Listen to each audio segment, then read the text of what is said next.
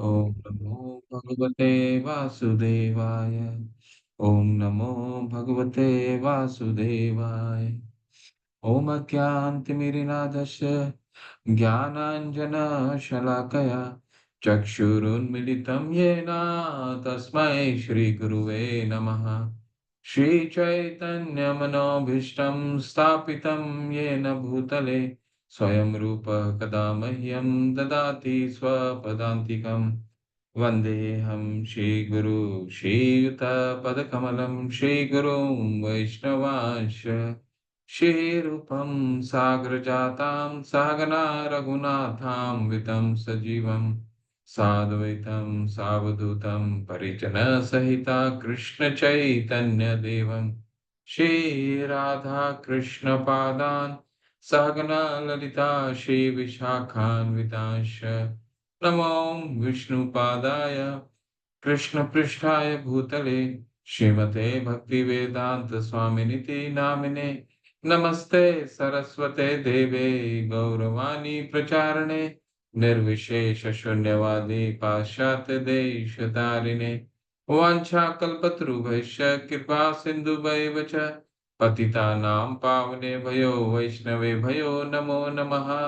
नमो महावदानाय कृष्णप्रेमपदायते कृष्णाय कृष्ण चैतन्य नामने गौरीतशे नमः। पंचतात्मकं कृष्ण भक्तरूप स्वरूपकं भक्तावतारं भक्ताख्यं नमामि भक्तशक्तिकं। हे कृष्णा करुणा सिंधु दीनबंधु जगत्पते गोपेश गोपिका कांत राधा कांत नमस्तुते।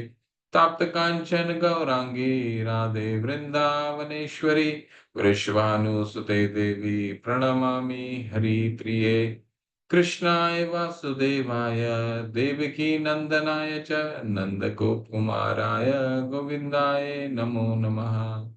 जय हो श्री कृष्ण चैतन्य प्रभु नित्यानंद श्री अद्वैत गदाधर शिवासादि गौर भक्त वृंदा। हरे कृष्णा कृष्णा कृष्णा हरे हरे हरे राम राम राम हरे हरे। हरे कृष्णा कृष्ण कृष्णा हरे हरे हरे राम राम राम हरे हरे। हरे कृष्णा कृष्ण कृष्ण हरे हरे हरे राम राम राम हरे हरे। हरे कृष्णा। आप सभी का हार्दिक स्वागत है। आज 16वें अध्याय को हम पढ़ेंगे।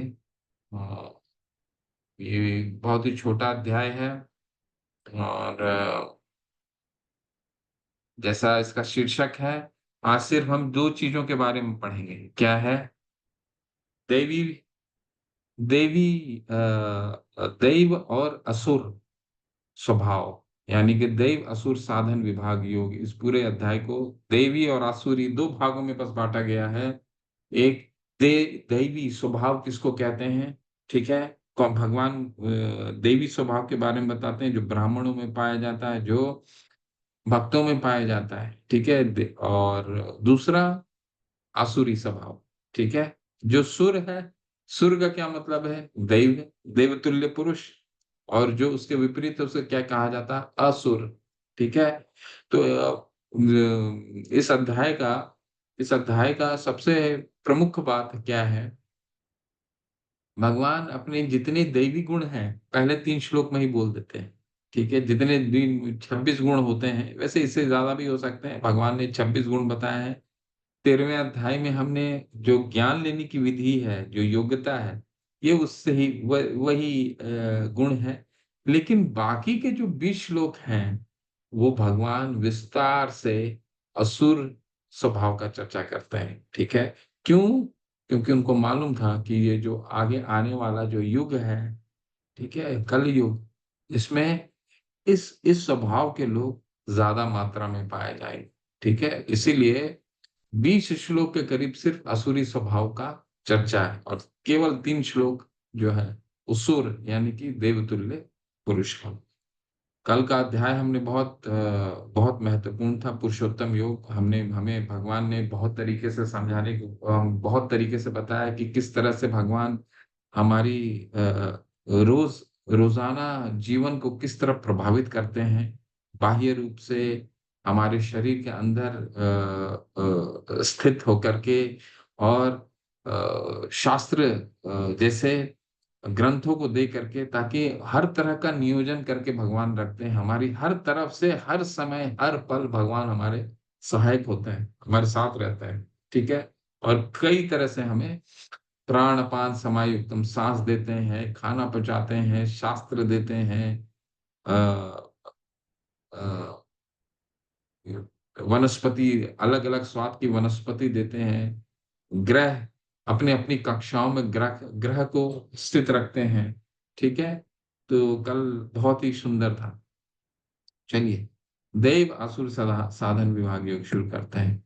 श्री भगवान उवाचा, 1 2 3, ये 3 श्लोक हैं, बस इसको पढ़ लीजिए, इसके बाद सारा के सारा असुरी स्वभाव के बारे में चर्चा होगा। श्री भगवान उवाचा, अभयम सत्वम शुद्धि ज्ञान योग व्यवस्थितः दानम दमश्च यज्ञश्च स्वधायस्तपः आर्जवम् अहिंसा सत्यम क्रोधस्त्याग शान्तिरुपैशनम् दया भूतेषु लुलुप्तम मार्दवम हीरचापलम तेज क्षमा धृति शौचम आद्रोहो न अतिमानिता भवन्ति संपदम देवीम अभिजातस्य भारतः। 26 गुण है। देवी देवी गुण क्या क्या है? भगवान ने कहा, हे भरत पुत्र, निर्भयता, अभयम,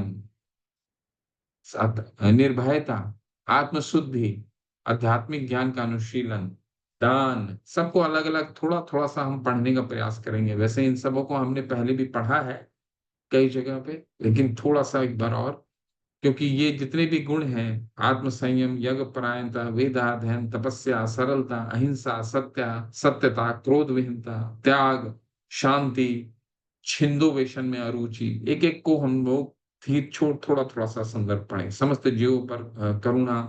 ठीक है। तो इन सबों का हम लोग थोड़ा लोभ विहीनता, भद्रता, लज्जा, संकल्प, तेज, क्षमा, धैर्य, पवित्रता, ईर्ष्या तथा सम्मान की अभिलाषा से मुक्ति, ये सारे दिव्य गुण हैं जो देवी प्रकृति से संपन्न देव तुल्य पुरुषों में पाया जाता। 26 गुण।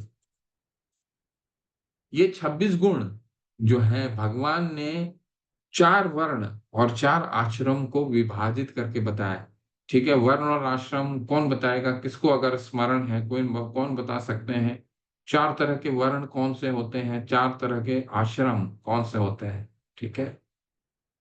सब अगर कोशिश कीजिए कि कई लोग इसमें भाग लीजिए। ठीक है। हमने चौथा अध्याय का 13वां श्लोक में इसमें पढ़ा था, प्रभुपाद जी ने बहुत विस्तार से बढ़ाया था, बट हम सबको ये थोड़ा थोड़ा सा ज्ञान होना आवश्यक है, तभी हम इसको समझ सकते हैं। ठीक है। ब्राह्मण क्षत्रिय वैश्य शूद्र। हरे कृष्ण। हरे कृष्णा प्रभु जी, दंडवत प्रणाम। मैं अनम्यूट करूंगा माता, इसके बाद प्रश्न। यस माता, बताइए प्लीज। रूपा कुमारी माता, हरे कृष्ण, बताइए 4 वर्ण हरे कौन कृष्णा से प्रभु होते हैं? जी। हरे कृष्ण। 4 वर्ण जो ईश्वर के द्वारा विभाजित किए गए थे, वे थे वैश्य और शूद्र। दोबारा बोलिए माता जी, बीच में मिस कर गया मैं, कौन कौन से थे? ब्राह्मण, क्षत्रिय, वैश्य और शूद्र। हरी हरी, बिल्कुल बिल्कुल, माता जी ने एकदम सटीक उत्तर दिया। 4 वर्ण, ब्राह्मण, क्षत्रिय, वैश्य और शूद्र। 18वें अध्याय में हम इनके कार्यकलापों को भी समझेंगे। खुशी माता जी, आश्रम के बारे में बताइए, कौन से आश्रम है? कौन से आश्रम, कौन से? माता ने 4 वर्ण बताए, खुद, और आश्रम कौन कौन से हैं? हरे कृष्णा प्रभु जी। हरे कृष्ण माता जी। आश्रम में ब्रह्मचर्य, गृहस्थ, वानप्रस्थ और संन्यास। हरी हरी, बिल्कुल बिल्कुल। मनीष कुमार प्रभु, हरे कृष्णा। और कुछ आपको ऐड करना है? Yes Prabhu, Hare Krishna please. Prabhu ji. Hare Krishna Prabhu, please. चार 4 वर्ण हो गया, ब्राह्मण, वैश्य, शूद्र और क्षत्रिय। जी। और 4 हाँ। आश्रम हो गए प्रभु जी, ब्रह्मचर्य, गृहस्थ, वानप्रस्थ और सन्यास। हरे कृष्ण, हरे कृष्ण। बिल्कुल बिल्कुल, आज बहुत चर्चा करेंगे, आज इस बहुत चर्चा करने के, चर्चा के माध्यम से आशा माता जी, वैसे हमारा कवर हो गया है, हम आगे बढ़ेंगे, वैसे बोल दीजिए आप। हरे कृष्ण प्रभु जी, दंडवत यस। प्रणाम। हरे कृष्ण, वो धन्यवाद। वर्ण जो माता जी ने बताए ना, बिल्कुल सही है। पर माता जी एक शब्द बोले कि ये भगवान ने 4 वर्ण बनाए हैं, तो मेरे को ऐसा लगता है कि भगवान की तरफ से बनाए हुए वर्ण नहीं है। इस पे आप कुछ कहना चाहेंगे क्या? वो जब सत्र संपन्न हो जाएगा तब इस पर चर्चा करेंगे, आज बस अभी इस पे चलेंगे माता जी, जो भी प्रश्न उत्तर है वो बाद में, एक बार जब सत्र संपन्न हो जाएगा फिर। तो माँ बिल्कुल सही बताया, माता ने भी बताया और प्रभु ने भी बताया। 4:13 में भगवान बताते हैं, मैं गुणों के आधार पर पूरे समाज को विभाजित करता हूँ 4 वर्ण और 4 आश्रम में। चतुर्वर्णीय मया शिष्यम गुणे कर्म विभागशः। ठीक है, 4 गुणों के आधार पर ये 4 विभाजित होते हैं। तो ये जितने भी 26 गुण हैं, ये गुणों के, गुण और आश्रम के वर्ण और आश्रम के हिसाब से इसका विभाजन होता है। ठीक है, कैसे? चलिए इसको पढ़ने का प्रयास करते हैं, समझते हैं। छंद 16 एक में से लेकर के 3 में उल्लिखित ये 26 गुण पारलौकिक हैं। वर्णाश्रम धर्म के अनुसार इनका आचरण होना चाहिए। उन्हें सामाजिक और व्यवसायिक की विभिन्न स्थितियों के अनुसार विकसित किया जाना चाहिए। उद्देश्य ये है कि भले ही भौतिक स्थितियां दयनीय हो, यदि इन गुणों का अभ्यास पुरुषों के सभी वर्गों द्वारा किया जाए तो धीरे धीरे पारलौकिक बोध के उच्चतम मंद तक उठना संभव है। ठीक है, तो एक एक को समझते हैं धीरे से।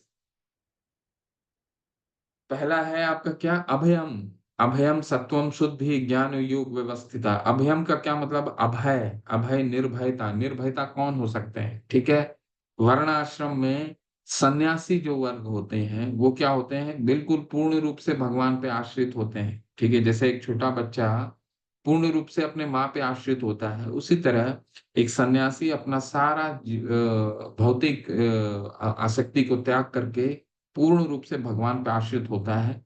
और ये सन्यासी में सबसे प्रमुख गुण पाया जाता है। ठीक है, क्या है? निर्भयता।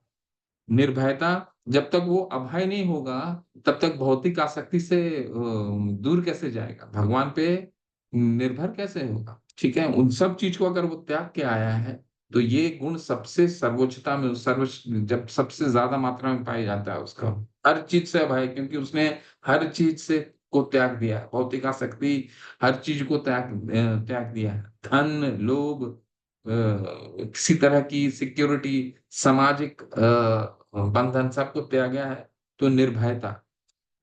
उसके बाद आत्मशुद्धि। आत्मशुद्धि का क्या मतलब है? आत्मशुद्धि बिल्कुल वो, चूंकि वो सन्यासी है और ब्रह्मचर्य का का पालन करता है, तो जो स्वयं को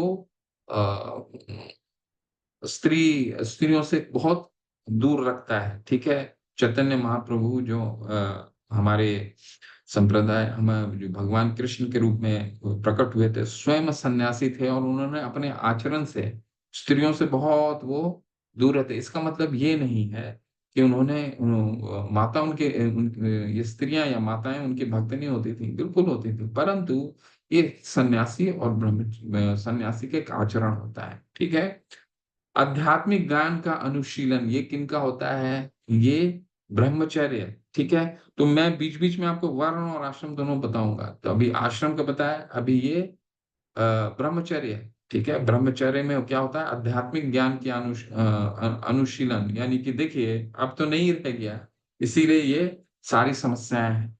5 से पहले वैदिक जो परंपराएं थी, 5 से लेकर के 25 वर्ष तक बच्चों को ब्रह्मचर्य का बहुत कठोरता से पालन करने के लिए उनको शिक्षा दिया जाता था। और इन 20 वर्षों में उनको पूरे शास्त्रों का अध्ययन कराया जाता था। और ब्रह्मचर्य 5 से लेकर के 25 तक बहुत महत्वपूर्ण एक अंग है। ठीक है, ब्रह्मचर्य अगर कोई इसकी शिक्षा अपने बच्चों को 5 से लेकर 25 तक करता है तो उस बच्चे का जीवन बहुत शुद्ध हो जाता है। चाहे वो अगले 25 वर्ष के पास अगर गृहस्थ में भी जाता है वो बच्चा, तो बहुत शुद्ध होता है।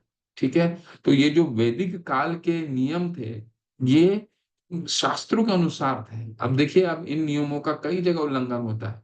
ब्रह्मचर्य का पालन करना बहुत मुश्किल है, क्योंकि उस तरह से शिक्षा दी नहीं जाती। दान, दान, आत्म संयम, यज्ञ परायणता, ये किसका? ये जो 3 है, ये गृहस्थों के हैं। ठीक है? दान देना, कल के अध्याय में हम पढ़ेंगे। दान, 3 तरह के दान होते हैं। और दान कौन देगा? दान सिर्फ और सिर्फ गृहस्थ देगा। क्यों गृहस्थ देगा? क्योंकि उसका ये दान जो है, क्योंकि वो तो जो धन कमाता है वो भगवान की कृपा से धन कमाता है, तो वो उस धन से, धन देखिए, पूरे अ, धर्म अर्थ काम मोक्ष, ये जो 4 भाग हैं, इसमें पूरा समाज खड़ा रहता है। 4 जो डंडियां होती हैं, धर्म अर्थ काम मोक्ष।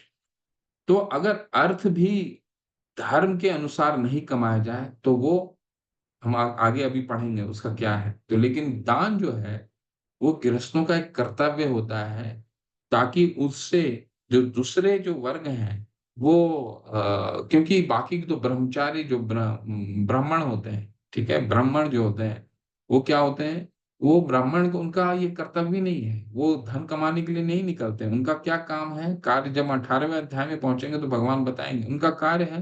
ब्राह्मण का क्या मतलब है?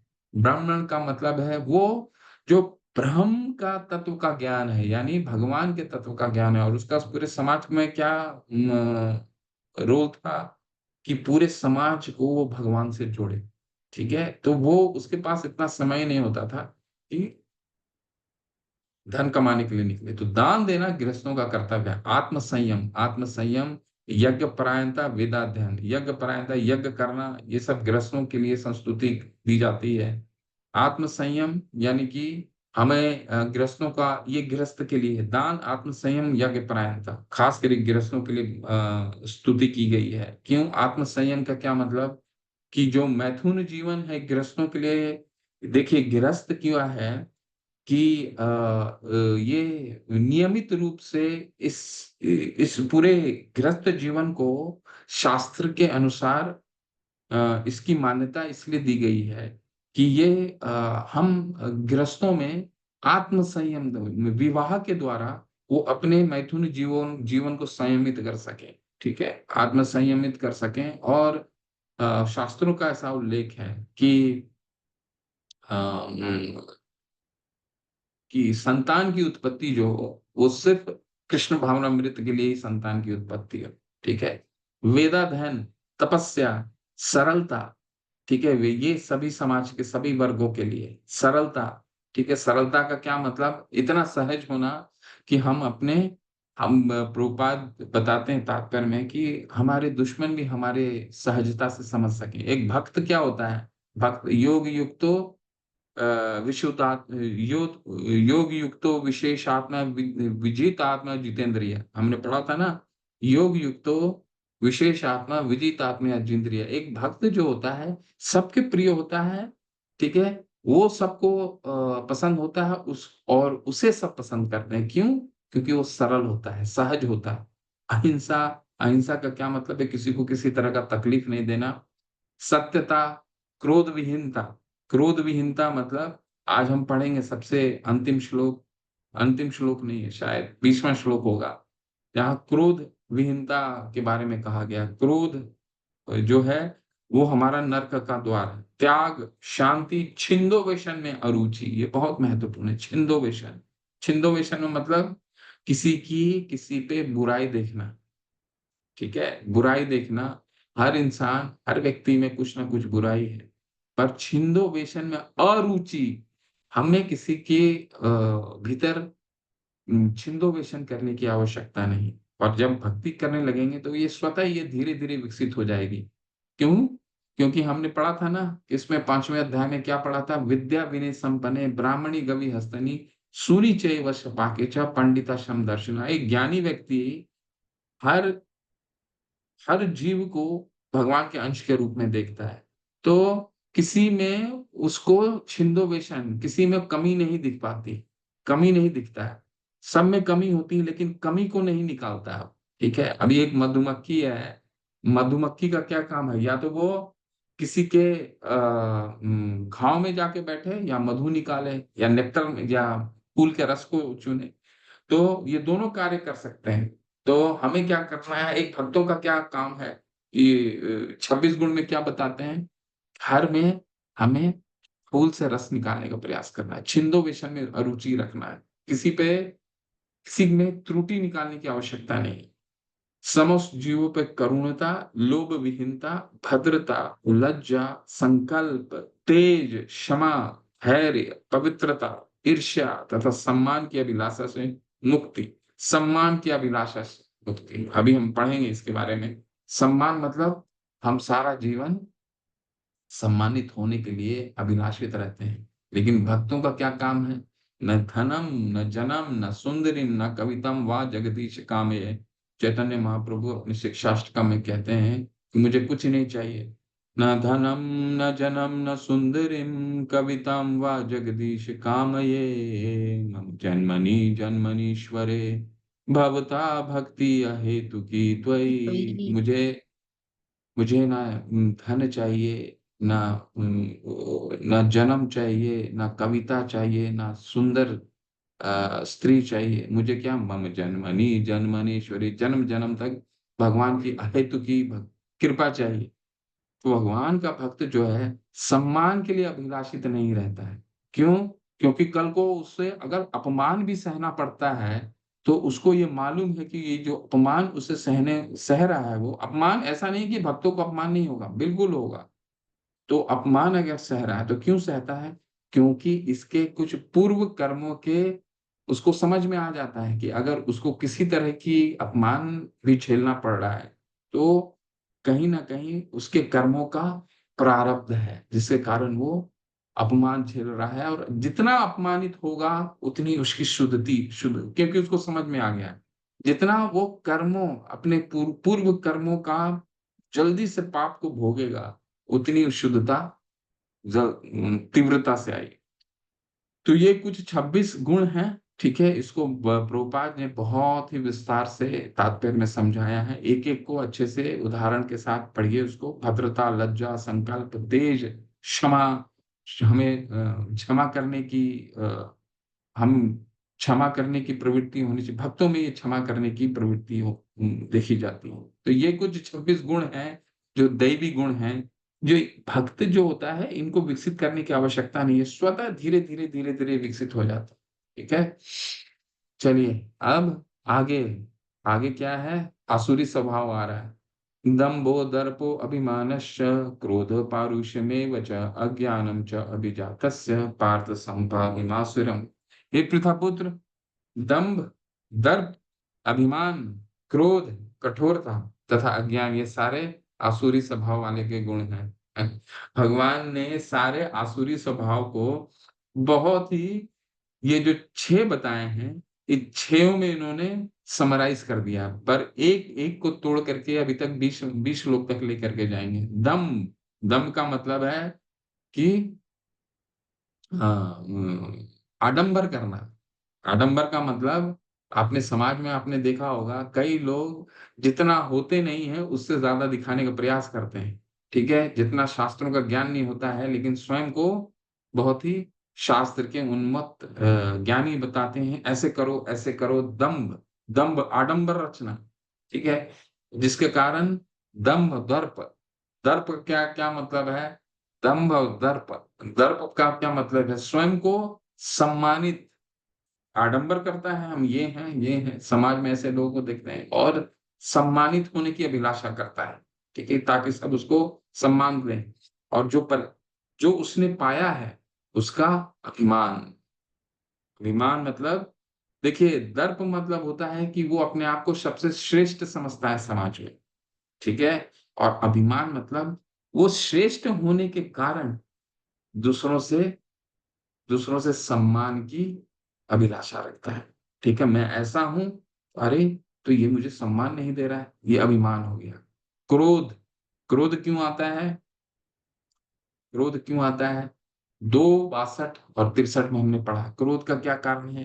किसी चीज में हमारी आसक्ति होती है, वो किसी चीज को हम ध्यान किसी चीज को देखते हैं और देख के उस पे हमारी आसक्ति बढ़ जाती है।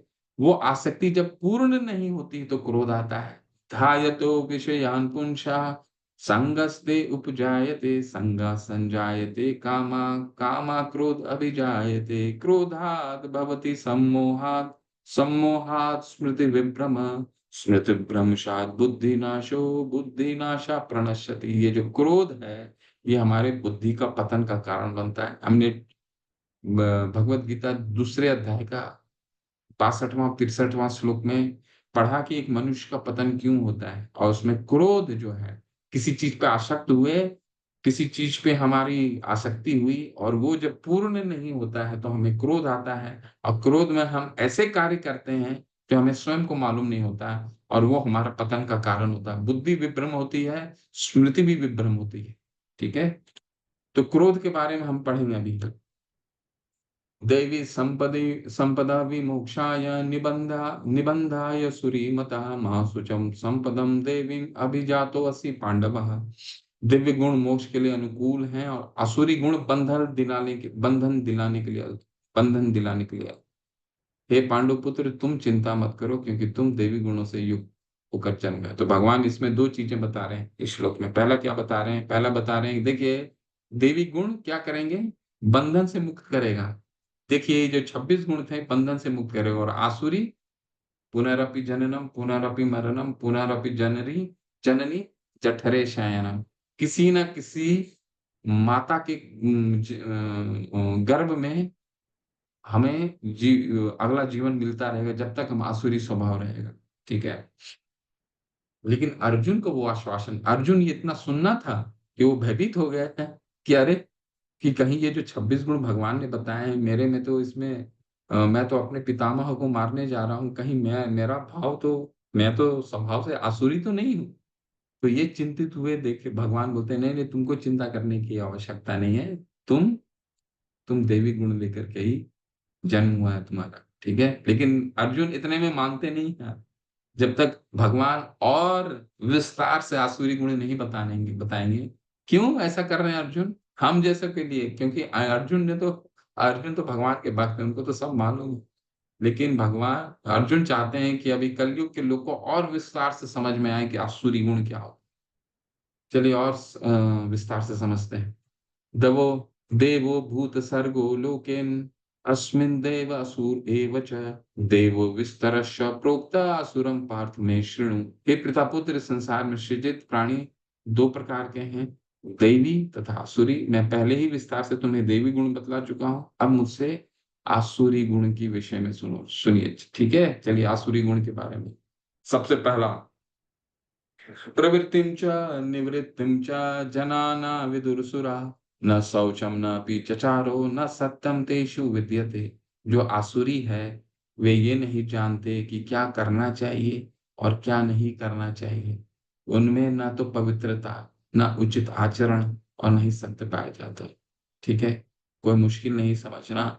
आसुरी जो व्यक्ति होता है वो कौन होता है? वो अज्ञानी होता है। ठीक है ना, दंभो दर्प अभिमानश्च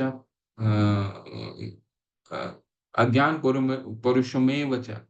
ठीक है, यानी कि उसके पास अज्ञान होता है, और जब अज्ञान है तो उसको ये नहीं मालूम है कि मुझे जीवन में शास्त्रों के अनुसार क्या करना है और क्या नहीं करना है। प्रभुपाद जी बताते हैं कि ये मनुष्य देह, जो मनुष्य का शरीर मिला है, किसी कारण से मिला है। ठीक है, और इसको चलाने का मैनुअल भगवत गीता में दिया हुआ है, और ऐसे कई शास्त्र हैं। खासकर हमें जीवन कैसे व्यतीत करना है, मनु संहिता। ठीक है, संहिता नाम का एक ग्रंथ है, उसमें पूर्ण रूप से दिया हुआ है कि हमें ये हमारा ऑपरेटिंग मैनुअल क्या होगा हमारी बॉडी का। ठीक है, किस तरह से हमें जीवन बिताना है। तो जो आसुरी होता है वो तो शास्त्रों को मानता नहीं है, अज्ञानी है। जब अज्ञानी है तो जीवन में ये नहीं मालूम है कि उसे करना प्रवृत्ति क्या है, यानी किन चीजों को करना है और किन चीजों को नहीं करना है। देखिए दोनों चीजें जीवन में आवश्यक हैं। क्या क्या करना है ये भी मालूम होना चाहिए, और क्या नहीं करना है ये भी मालूम होना चाहिए। ठीक है, तो प्रभुपाद जी ने क्या बोला, क्या बताया उन्होंने, बताया है 16 माला करना है, ये प्रवृत्ति हो गई। और क्या निवृत्ति हो गई, 4 नियमों का पालन करना है। ठीक है, मांसाहार नहीं करना है, व्यभिचारिणी नहीं करना है, ठीक है, गैम्बलिंग नहीं है, ठीक है, 4 नियम है। ठीक है, तो व्यभिचारिणी है, मांसाहार नहीं करना है, ठीक है, और कौन सा है, चौथा कौन सा है, कौन बताएंगे? No meat eating, no gambling, no illicit sex, और चौथा कौन सा है, कौन सा है, कौन बताएंगे हैंड रेस करके? यस, राजकुमार प्रभु, बताइए प्लीज। फिर दोबारा चारों रिपीट कीजिए प्रभु।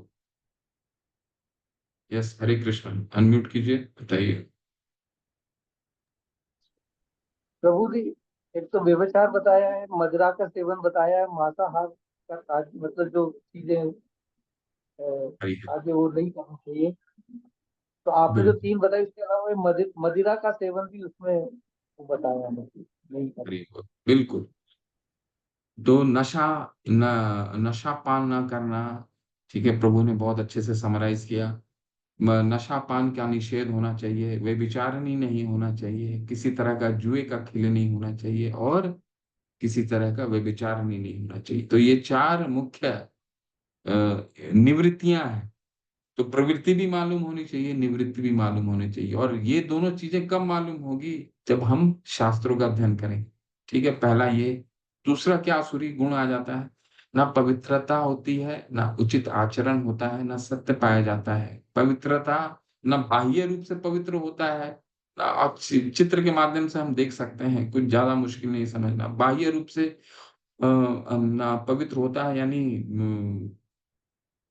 कब हमें स्नान करना है, जैसे आप मंदिर जा रहे हैं, अपने घर के भी मंदिर जा रहे हैं, तो जैसे शौच है, शौच आपने किया, शौच बाथरूम किया, बाथरूम के बाद कभी भी मंदिर नहीं जाना चाहिए। ठीक है, उसे बिल्कुल स्नान करके मंदिर जाइए। घर का मंदिर को हमें पूर्ण रूप से हम अपने शारीरिक रूप को, बाह्य रूप को पूर्ण रूप से हमें पवित्र रखना है। ठीक है, पवित्रता होनी चाहिए। ठीक है, बाह्य रूप से, और अंदर कैसे पवित्र करेंगे, हरि नाम का जप करके पवित्र करेंगे। ना उचित आचरण, आचरण मतलब हम कल के अध्याय में पढ़ेंगे कि 3 तरह की तपस्याएं होती हैं, शारीरिक तपस्या, मन की तपस्या, और वाणी की तपस्या। ठीक है, ये 3 तपस्या जो है बहुत प्रमुख है एक व्यक्ति में आचरण लाने के लिए। ठीक है, किस तरह से कैसा व्यवहार करना है, किस तरह का वाणी का प्रयोग करना है, कैसी वाणी होनी चाहिए, मन की क्या तपस्या होनी चाहिए, शरीर की क्या तपस्या होनी चाहिए। ठीक है, तो इन चीजों के अभाव में क्या होता है, सत्यता नहीं पाई जाती। वो सच सच बोल ही नहीं सकता, सत्य नहीं बोल सकता, क्योंकि पवित्रता नहीं है। ये आसुरी गुण है। ठीक है, चलिए। असत्यम प्रतिष्ठम ते जगत आहुरिनी ईश्वरम अपरस्परम संभूतम किमन्यत काम अहेतुकम। वे कहते हैं कि ये जगत मिथ्या है, इसका कोई आधार नहीं है, और इसका नियमन किसी ईश्वर द्वारा नहीं होता। उनका कहना है कि ये काम इच्छा से उत्पन्न होता है, और काम के अतिरिक्त कोई अन्य कारण नहीं है। तो आसुरी स्वभाव के जो व्यक्ति होते हैं, वो भगवान में, जितने भी नास्तिक होते हैं, भगवान में उनको आस्था नहीं होती है। तो वो क्या कहते हैं कि ये जगत जो है मिथ्या है। जगत मिथ्या है, क्या क्या मतलब है, कि ये शून्य से शुरू हुआ है, शून्य में मिल जाएगा। ठीक है, ये जो प्रकृति देख रहे हैं, ये ऑटोमेटिक है। ऑटोमेटिक है मतलब जीव का उत्पन्न ऑटोमेटिक होता है, सूर्य की रोशनी आना ऑटोमेटिक होता है, क्योंकि इनके पीछे, क्योंकि ज्ञान नहीं है, ज्ञान नहीं है, तो इस सब चीज को ऑटोमेटिक कहते हैं। ठीक है, भगवान ने पूर्ण रूप से समझा दिया है। क्या कहा है उन्होंने, अहम सर्वस्व प्रभवो मत्ता सर्वम प्रवर्तते। ठीक है, ठीक, क्या है, मेरे से ही आध्यात्मिक और भौतिक जगत हुई है। मत्त परतरम अनन्यत किंचित दस्ति धनंजय। 9वें अध्याय 7वें अध्याय में बोलते हैं मेरे से कोई बड़ा सत्य नहीं है। फिर क्या बोलते हैं, मैया अध्यक्षेण प्रकृति सूयते सचराचरम। ये प्रकृति में जितनी भी जड़ और चेतन वस्तुएं हैं, जड़ मतलब जो नहीं चलते हैं, और चेतन मतलब जो चलते हैं। इन सब ये दोनों ये मेरे अध्यक्षता में कार्य कर रहे हैं। इतना बोलने के बाद भी एक असुर व्यक्ति क्या बोलता है कि वो ये जगत मिथ्या है और ये अपने आप जन्म होता है। ठीक है, ये काम इच्छा से उत्पन्न होता है। स्त्री और पुरुष के संभोग से पूरी पूरी संसार की उत्पत्ति हुई है। भगवान कहते हैं अहम बीज प्रदत्त पिता, मैं सब बीज का पिता हूँ। पितामहस्य जगत, माता धाता पितामह, मैं सबका पिता हूँ। ठीक है, सब ऑटोमेटिक नहीं है। ठीक है? ऐसे निष्कर्मों का अनुगमन करते हुए आसुरी लोग जिन्होंने आत्मज्ञान खो दिया है और जो बुद्धिहीन हैं, ऐसे अनुपयोगी एवं भयावह कार्य में प्रवृत्त होते हैं जो संसार का विनाश करने के लिए होता है। ऐसा नहीं है कि इसमें ये जो अज्ञानी होते हैं ये सिर्फ भौतिक, इनमें भौतिक शिक्षा नहीं होती। कई भौतिक शिक्षित लोग भी आसुरी होते हैं। क्यों? क्योंकि जो नास्तिक होते हैं। ठीक है, ऐसे कई वैज्ञानिक हैं। ठीक है, कई वैज्ञानिक हैं जो कई तरह के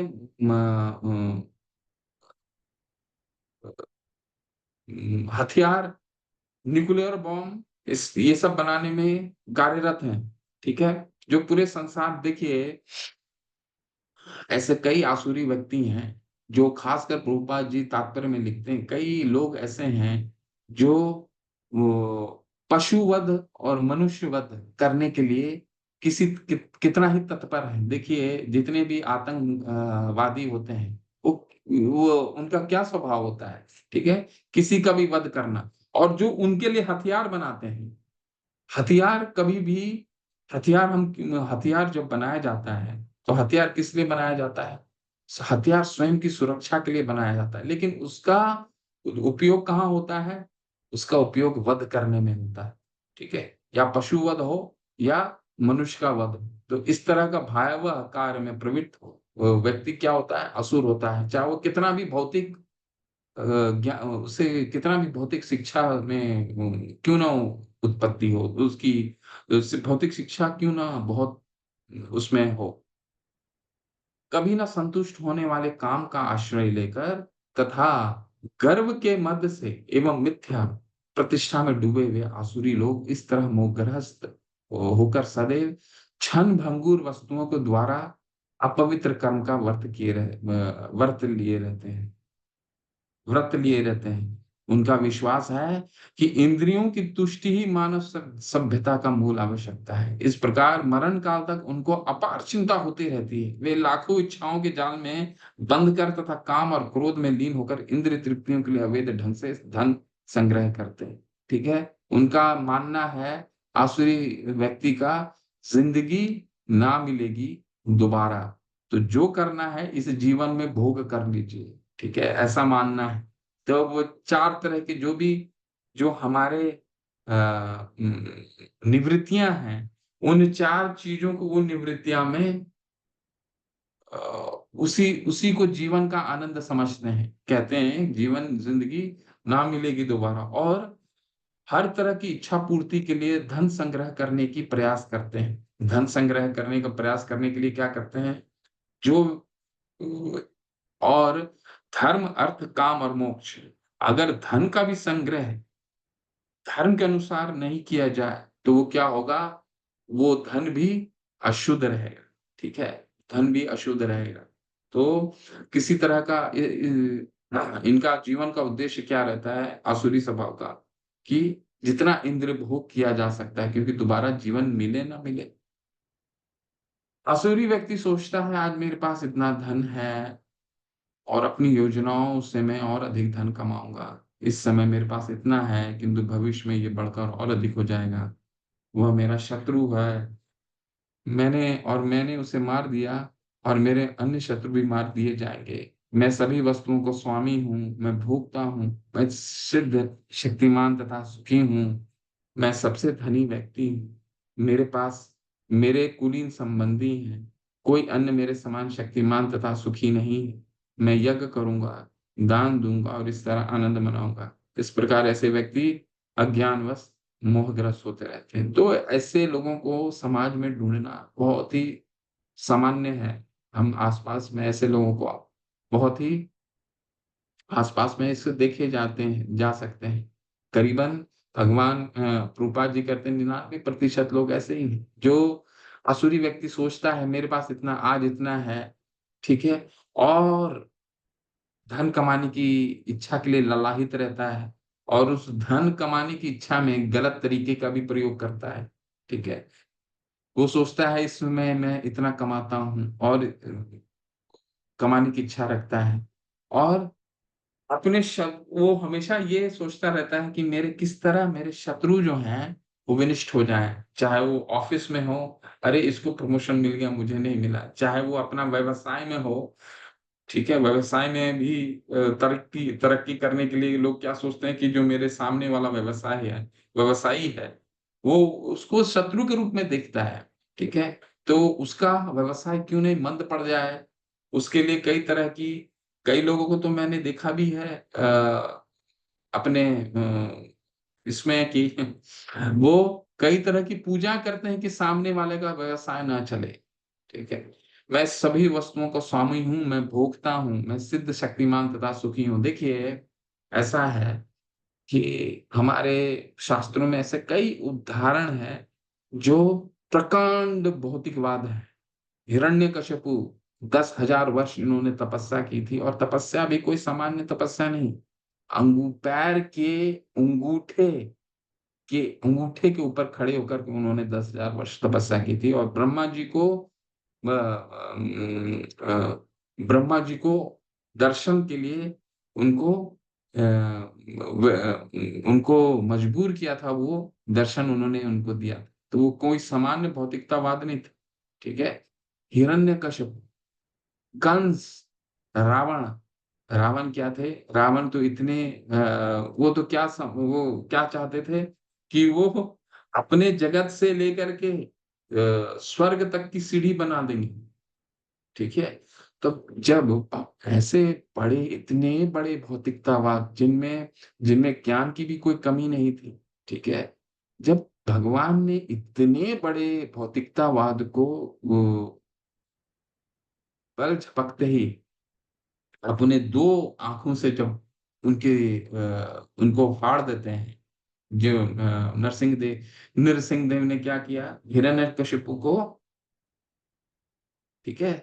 तो इस कलयुग में इतने छोटे छोटे भौतिकतावादी की भगवान प्रभुपाद जी बताते हैं इनका तो कोई वर्चस्व ही नहीं है इन इतने बड़े भौतिकतावाद के सामने, ठीक है, जिन्होंने ब्रह्मा जी को मजबूर कर दिया अपने पास लाने के लिए। आज तो हमारे पास तपस्या, किसी को तपस्या करने के लिए बोलिए, तपस्या तो बहुत ही मुश्किल से लोग कर पाते हैं, ठीक है। किसी को बोलिए कि 2 समय का खाना मत खाइए, आपके शरीर के लिए अच्छा है, वो लेकिन नहीं मानेंगे, ठीक है। तो तपस्या करना बहुत मुश्किल है आज के संदर्भ में। और ये लोग तो रावण ले लीजिए, हिरण्यकशिपु ले लीजिए, ये सब तो इतने बड़े तपस्वी थे, 10-10 हजार वर्ष शरीर में कीड़ा लग गया, कुछ बचा ही नहीं था, ठीक है।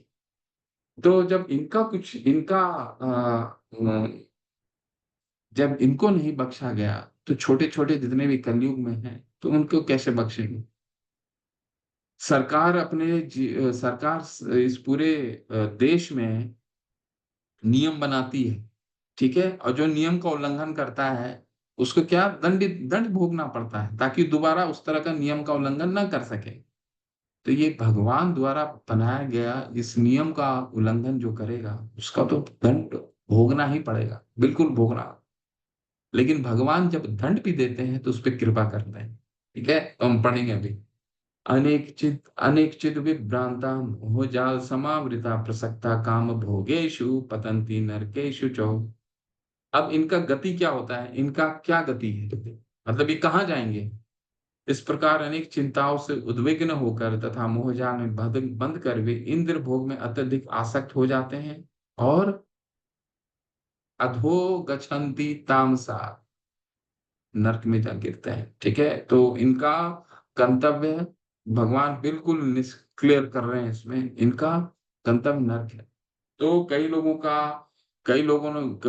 कई लोग प्रश्न करते हैं कि आपने तो बताया था 5वां अध्याय के 29वें श्लोक में कि भगवान सबसे सबके सुहृदय हैं, सुहृदय सर्वभूतानां ज्ञात्वा माम शांति मृच्छति। तो इनका उद्धार क्यों नहीं करते हैं, ये नर्क क्यों जाते हैं? क्योंकि नर्क भेज करके भी भगवान इन पे इनका उद्धार करते हैं, इनको दंड देते नहीं हैं, इनका उद्धार होता है। ठीक है। अब भगवान जैसे रावण का वध किया रामचंद्र ने, या हिरण्यकशिपु का वध किया नरसिंह देव ने, ये कंस का वध किया भगवान कृष्ण ने, तो इनका गति कहाँ हुआ? ये भगवान के ब्रह्मलोक तक पहुंच गए, इनको तो मुक्ति प्राप्त हो गई। ठीक है। तो जितने भी लोग का वध हुआ, जो जिनकी जो मृत्यु गति को प्राप्त हुए कुरुक्षेत्र के युद्ध में, सभी के सभी भगवान के ब्रह्म ब्रह्म अवस्था तक पहुंचे। इसीलिए तो भगवान ने कहा है, क्या कहा है? सबसे पहला क्या श्लोक है? धर्म क्षेत्रे कुरुक्षेत्र, कुरुक्षेत्र धर्म का क्षेत्र है, इसलिए वहां किसी का भी नुकसान हो ही नहीं सकता। ठीक है। जो मृत्यु गति को भी प्राप्त हुए, वो भी भगवान के धाम में गए। तो भगवान सब पे सुहृदय सर्वभूताना, सबके हितैषी हैं वो।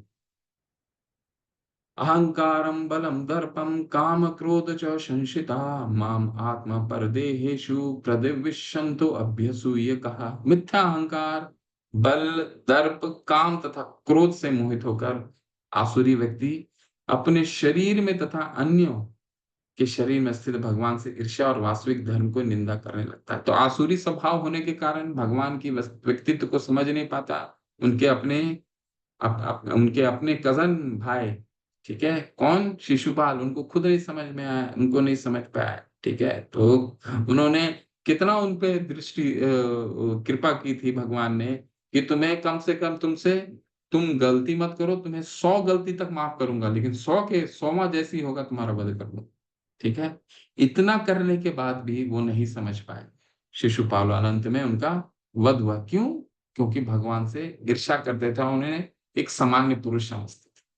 ठीक है। ईर्ष्या कर देते। तो जो आसुरी व्यक्ति होता है वो भगवान से ईर्ष्या करता है।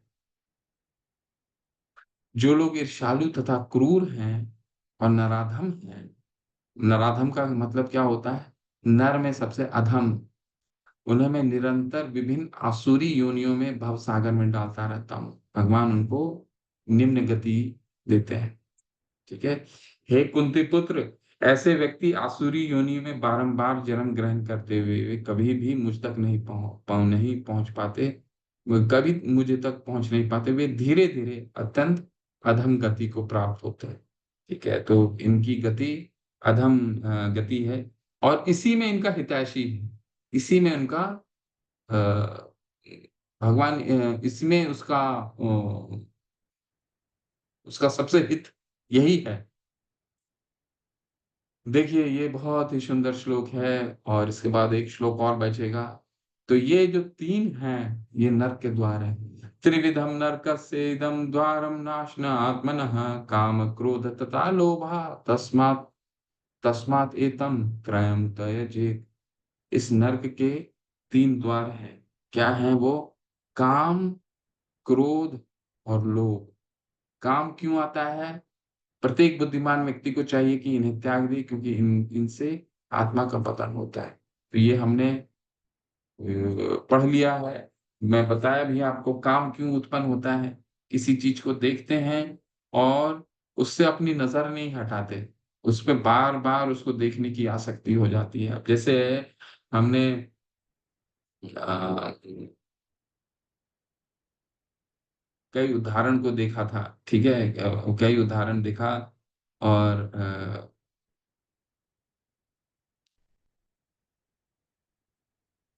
उनका क्या नाम था? एनीवे, जो मैं आपको, हाँ, अमेरिका के जो राष्ट्रपति थे, वो अमेरिका के राष्ट्रपति आ, इतने आ, काम में इतने लिप्त हो गए कि अपने ऑफिस के ही एक कर्मचारी के साथ उनका शारीरिक संबंध हो गया। तो क्या हुआ उनका, उनकी गति क्या हुई? उनको उनका उनका पतन हुआ। ठीक है। क्यों? क्योंकि एक चीज ध्यायतो विषयान पुंसा संगस्ते उपजायते, जब उनका ध्यान गया उस ध्यान को उन्होंने वहां से हटाया नहीं, उसको बार बार वही देखते रहे। अजामिल की कथा आती है, अजामिल की कथा में क्या आता है? अजामिल की कथा में एक ब्राह्मण पुत्र था, अपना पिता का आज्ञाकारी पुत्र था, जंगल में लकड़ियां लेने के लिए गया और दो स्त्री और पुरुष को आलिंगन करते हुए देखा। देखिए, वो आलिंगन करते हुए देखा वहां तक तो ठीक है, परंतु उसको देखने के बाद उसी पे विचार करते रहना, ये काम को उत्पन्न देता है। हमारे आसपास सोशल मीडिया के रूप में, टीवी के रूप में, आज की तारीख में इंटरनेट के रूप में, ठीक है, इतना इतना ज्यादा एक्सपोजर है कि जो जब अगर ध्यान कोई देता है और उससे अपना नजर नहीं हटाता, तो उसका कारण क्या होता है? काम की उत्पत्ति होती है। ठीक है, आजकल बच्चों के भी हाथों में आप मोबाइल देते हैं, उनसे मोबाइल हटाएंगे तो तुरंत वो आप पे क्रोध हो जाता है। क्यों? क्यों? एक चीज का उसको काम उत्पन्न हो गया, किसी चीज पे आसक्ति आ गई है, और आपने जैसे ही हटाया क्रोध उत्पन्न हो गया। ठीक है, तो वो जो काम की पूर्ति नहीं होती, ध्यायतो विषयान पुंसा संगस्ते उपजायते संगात संजायते कामा काम क्रोध अभिजायते। काम जब उत्पन्न, काम के कारण काम की जब पूर्ति नहीं होती तो क्रोध उत्पन्न होता है। ठीक है, और लोभ, ठीक है, लोभ हमें, ग्रीड, ये क्या है? ये जो तीन है ये नरक के द्वार है। ठीक है,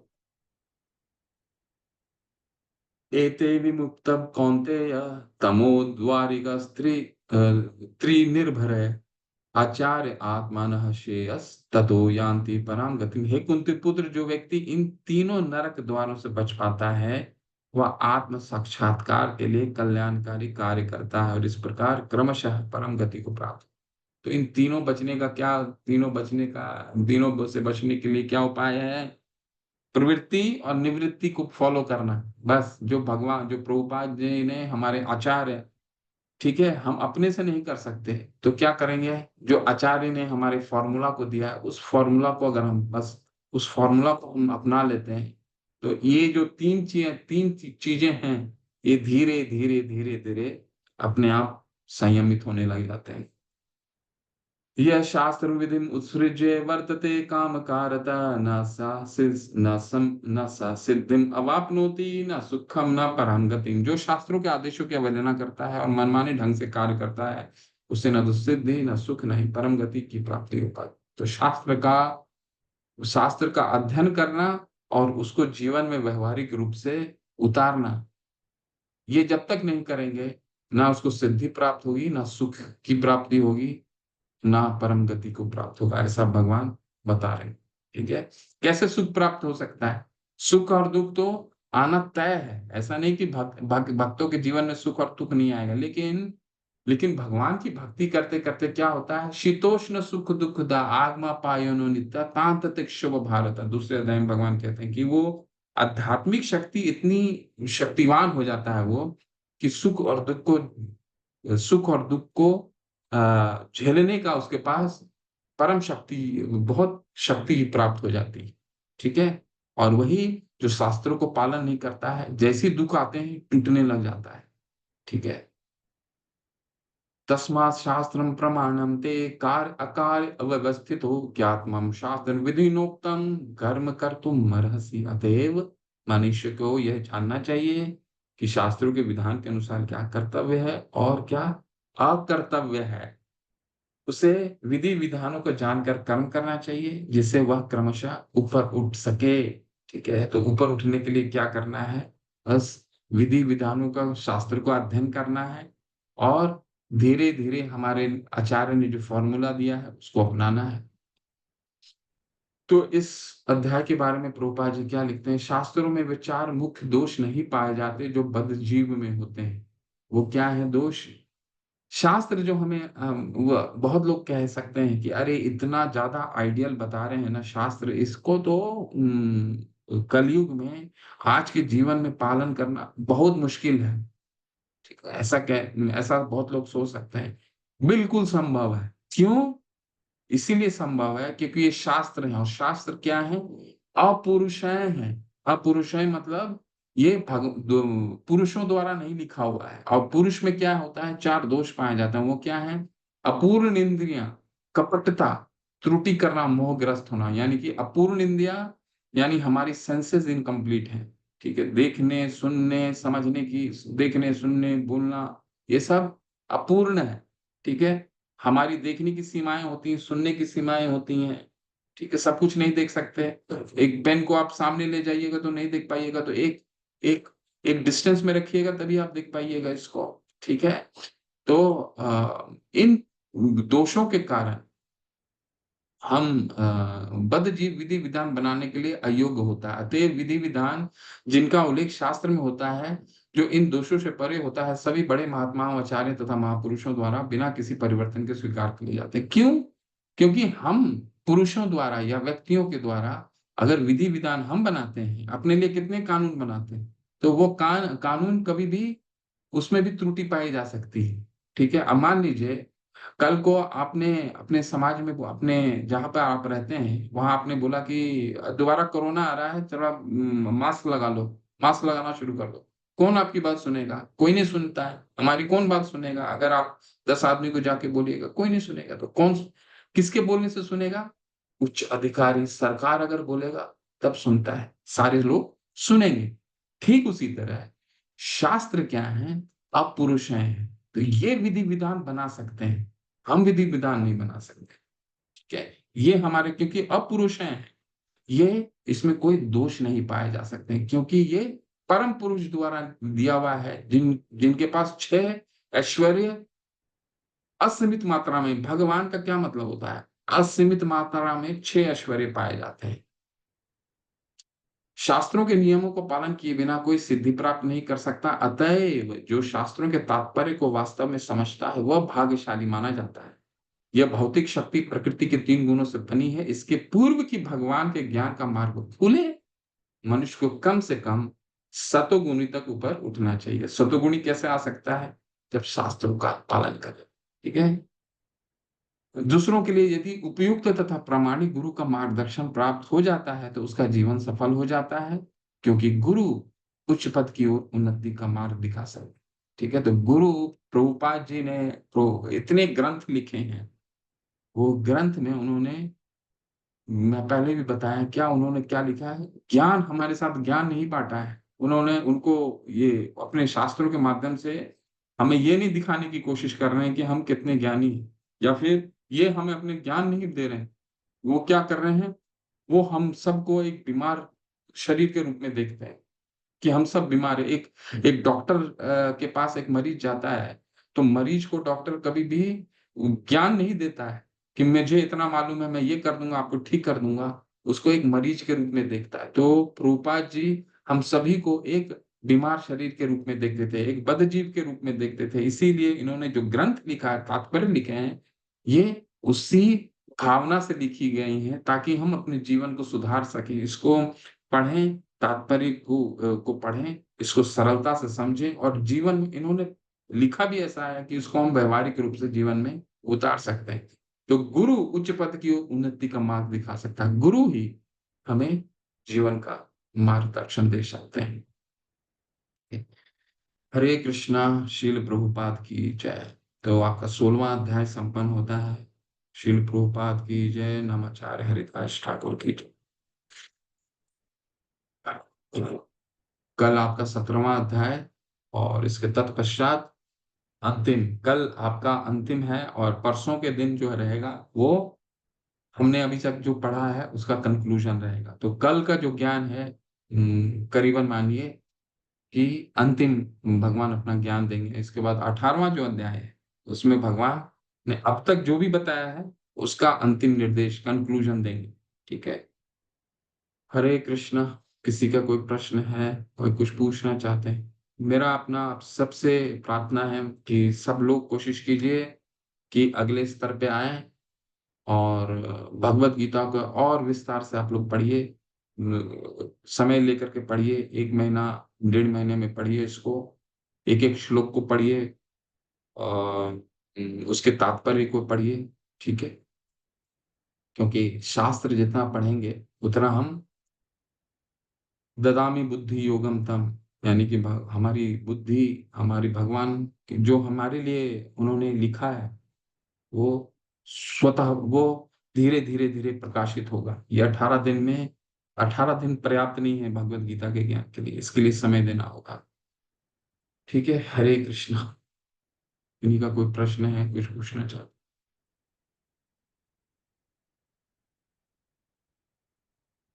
जी प्रभु, हरे कृष्णा। मनीष कुमार प्रभु, पूछिए प्रभु। हरे कृष्णा प्रभु जी। हरे कृष्ण प्रभु। यस प्रभु, प्लीज।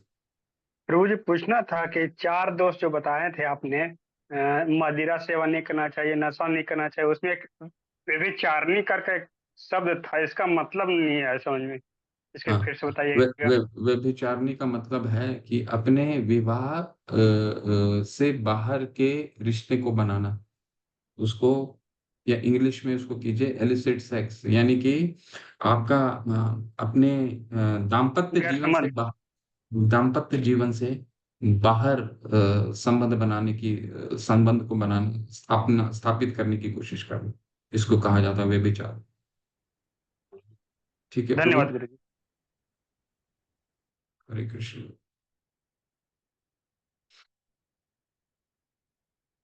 किसी इन और का कोई प्रश्न है?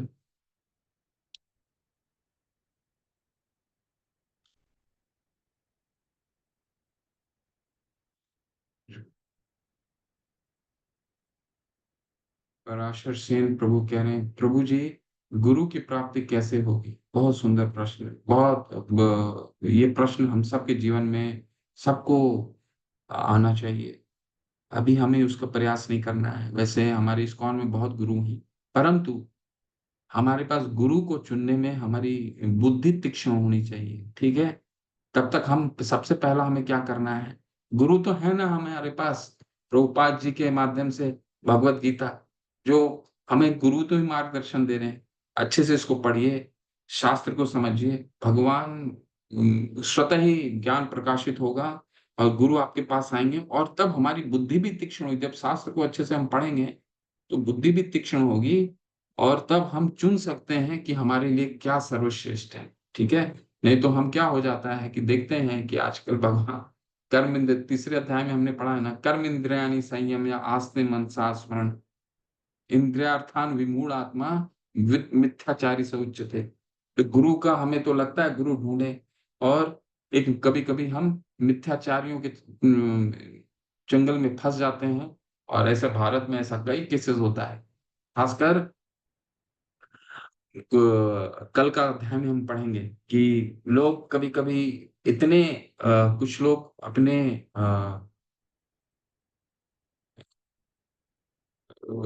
वाक चातुर्य से, अपने वाक चातुर्य से किस तरह लोगों को गुमराह करते हैं। ठीक है, तो ये क्यों गुमराह लोग हो जाते हैं? क्योंकि उनको शास्त्रों का अध्ययन नहीं होता है। जितना हम शास्त्र का अध्ययन करेंगे उतना हम में गुरु को समझने का, गुरु कोई सामान्य नहीं होता है। उनको एक भगवान का स्तर, वो भगवान नहीं होते हैं, परंतु उनका पूजा भगवान की तरह किया जाता है। लेकिन इस ज्ञान तक पहुंचने के लिए हमें शास्त्र का पहले अध्ययन करना पड़ेगा, तब हम गुरु को चुन सकते हैं कि कौन हमारे लिए सही है और कौन हमारे जीवन को प्रभावित कर सकता है। ठीक है, और बहुत सारे लेक्चर्स हैं, आप इस्कॉन के लेक्चर सुन सकते हैं, लेकिन सबसे पहला मेरा रिकमेंडेशन रहेगा, आपको अच्छे से भगवत गीता विस्तार से इसको पढ़िए, ऑनलाइन के माध्यम से पढ़िए, अगले लेवल में जाइए, इसको पढ़िए। अच्छे, कोई जल्दी नहीं है, इसको आराम से पढ़ते जाइए। जब आपको लगेगा सही समय पे तो सब कुछ प्रकाशित होगा। ठीक है, हरे कृष्णा। आशा मत, हरे कृष्णा।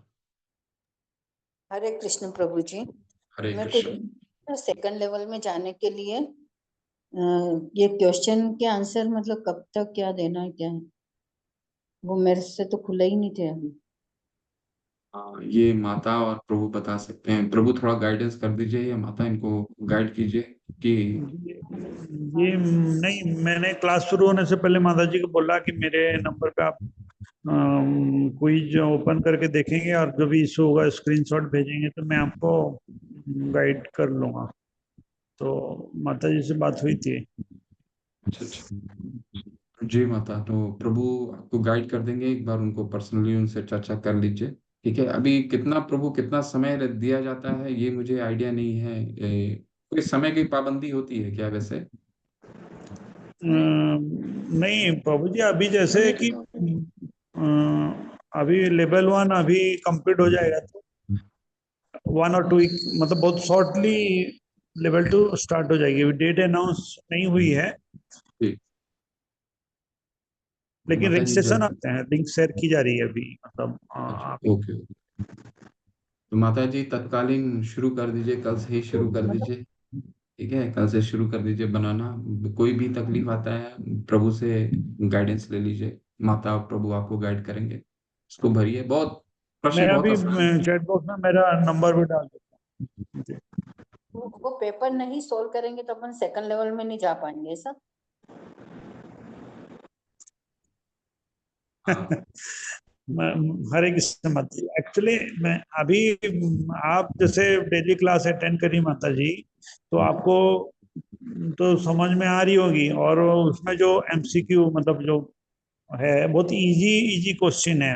आपको अभी एक बार उसको ओपन करेंगे तो आपको समझ में आ जाएगी कि बहुत कुछ नहीं है उसमें। आप करेंगे तो अपने आप से आने लगेगा आपको। और आप कोशिश कीजिए माता जी, बाकी आप लेवल 2 कर सकती हैं, लेकिन उसका मतलब ऐसा है कि लेवल 1 क्विज कंप्लीट करके सर्टिफिकेट लेना आपको कंपलसरी है वैसे।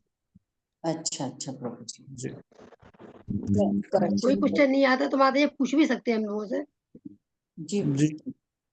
कोई क्वेश्चन आपको नहीं आ रहा हो तो उसका आंसर पूछ सकते हैं, हम लोग बता देंगे। जी प्रभु माता जी, मैं शुरू करती हूँ, मेरे को कोई प्रॉब्लम आएगी तो मैं आपसे बिल्कुल, आप कभी भी ठीक है। मैसेज कीजिए। और अभी जैसे आप नहीं ओपन हो रहा है वो लेना, जो भी इशू आ रहा है आप स्क्रीनशॉट भेज सकते हैं आप, तो उसमें से समझ में आएगा कि आपको क्या परेशानी हो रही है। जी ठीक है माता।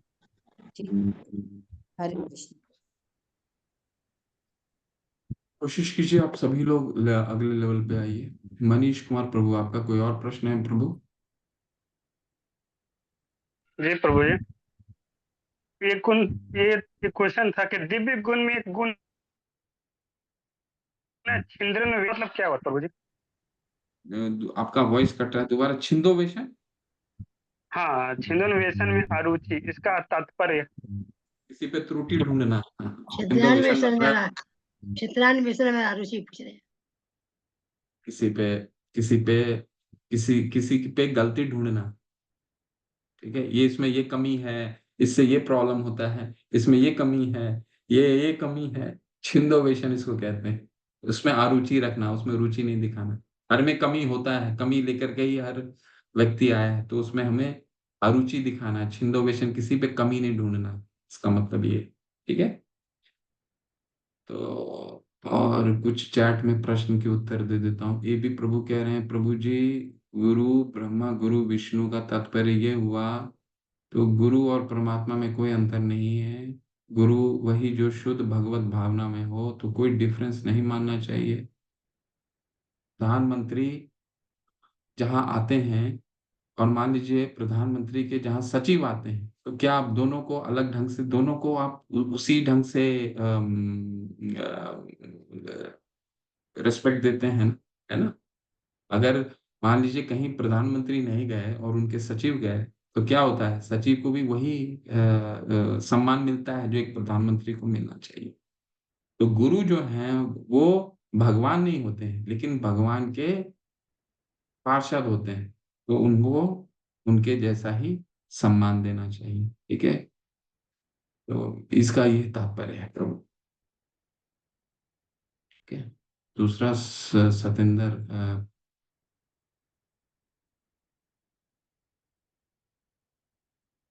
प्रभु जी जो प्रभु में लीन हैं वो भगवत वाणी नहीं होते?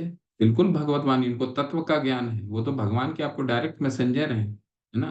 वो तो भगवत वाणी होते हैं, लेकिन भगवान नहीं है, उनके पार्षद हैं। भगवान ने उनको एक शक्ति दे के भेजी है कि जाओ, तुम्हारा तुम्हारा ये कार्य है, तुम ये करके आओ। लेकिन भगवान तो एक ही हैं। एकले सर्व एकले एकले ईश्वर कृष्ण आर सब भृत, जय छे जय जय छे जा छे नाचाए से तैसे करे नृत्य। ये सिर्फ कृष्ण ही एकले ईश्वर है, कृष्ण कृष्ण ही ईश्वर है, बाकी सारे सेवक हैं उनके, आर सब भृत है। ठीक है, तो भगवान के वो सेवक हैं, तो उन्हें भगवान जैसा हमें पूजना है, परंतु वो भगवान नहीं है, है ना। सतेंद्र रावत प्रभु, हरे कृष्णा जी, मुझे भी लेवल 2 में जाना है, प्लीज जो भी प्रोसेस है मैसेज के थ्रू बताइए। सबको जाना चाहिए, केवल सतेंद्र प्रभु को नहीं जाना चाहिए, सबको जाना चाहिए। आपको प्रभु बहुत दिन से भेज रहे हैं, लिंक भेज रहे हैं, आप लोग वो क्वेश्चन आंसर है, एमसीक्यू आता है, मल्टीपल क्वेश्चनर हैं, अपने जो भी सुना है सुनने के माध्यम से आप उसको भर सकते हैं। थोड़ा पढ़ लीजिए, पढ़ के उसको भरिए, उसको कंप्लीट कीजिए, ऑटो जनरेटेड सर्टिफिकेट आएगी, सर्टिफिकेट अपलोड करके लेवल 2 में रजिस्टर करके आज शुरू, बस अभी शुरू हो जाएगा, शायद प्रभु बता रहे हैं कि उसका रजिस्ट्रेशन भी शुरू हो गया। तो जल्दी से 2-3 दिन में, ये बहुत जल्दी भी हो जाता है, कुछ बहुत ज्यादा कठिन नहीं है करना। आप 1-1.5 घंटा बैठिए, ये संपन्न हो जाएगा, सैटरडे तक खत्म कर दीजिए, आपके पास 2-3 दिन है, वो कंप्लीट कीजिए, सभी लोग कंप्लीट कीजिए और लेवल 2 में जाइए। अपने अलग अलग समय है, तो वो आपको गाइड कर देंगे कि किस किस किस समय में लेवल 2 शुरू होता है। ठीक है, संजय त्रिपाठी प्रभु, हरे कृष्णा, क्या प्रश्न है प्रभु? म्यूट कीजिए प्लीज।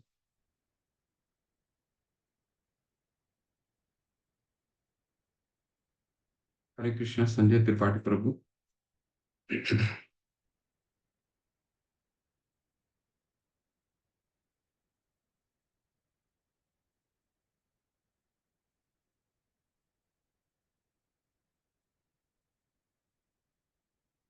प्रश्न है क्या प्रभु? संजय त्रिपाठी प्रभु आपको जानना चाहते हैं?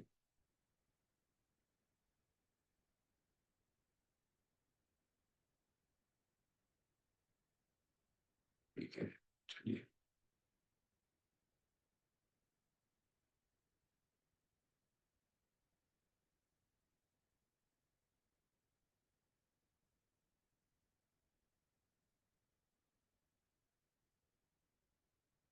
अनम्यूट कीजिए प्रभु, अगर कोई साउंड में दिक्कत है तो चैट में डाल दीजिए आपके प्रश्न। आप अनम्यूटेड हैं, आपका वॉइस खुला हुआ है, आप बोल सकते हैं, बोलिए। अनम्यूट कर दिया है।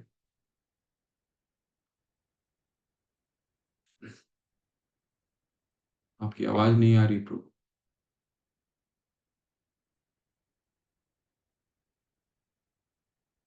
आप चैट में लिख दीजिए प्रभु, अगर कोई कुछ पूछना चाहते हैं, चैट बॉक्स में लिख दीजिए, चैट में पढ़ लेते हैं।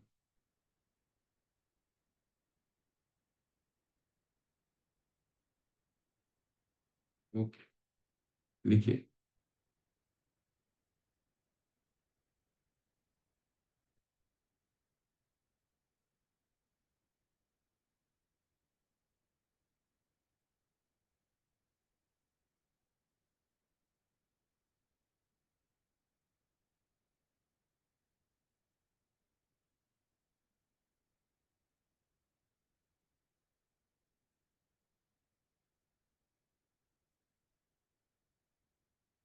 प्रभु जी, लेवल 2 में ओनियन गार्लिक छोड़ना होगा, मत डरिए, छोड़ने की आवश्यकता नहीं, आप पढ़िए पहले, वो इम्पोर्टेंट है, वो महत्वपूर्ण है, ये आपकी श्रद्धा पे, ये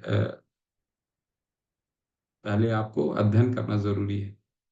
ठीक है, भक्ति जो है, ये कोई जबरदस्ती नहीं दे सकता। हमारा श्रद्धा उत्पन्न होगा तो स्वतः ही आप कर सकेंगे, नहीं श्रद्धा उत्पन्न होगा तो कोई नहीं कर सकता। इसलिए सबसे पहले शास्त्र को पढ़िए, भगवान हमारे लिए क्या दे रहे हैं वो पढ़िए।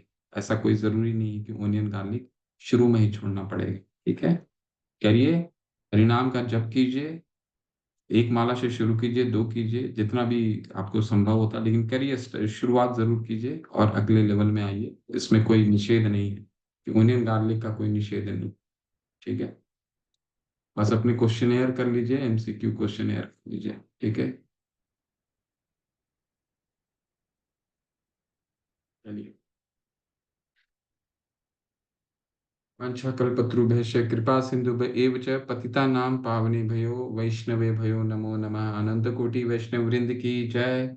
शील प्रभुपाद की जय। निताय गौर प्रेमानंदे। हरि हरि बोल। हरे कृष्णा आप सभी को। हरे हरे कृष्णा प्रभु जी कृष्ण सबको प्रभु प्रणाम। जी, सभी माता जी प्रभु जी को हरे कृष्णा। हरे हरे कृष्णा। हरे कृष्णा। हरे कृष्णा प्रभु जी। हरे कृष्णा।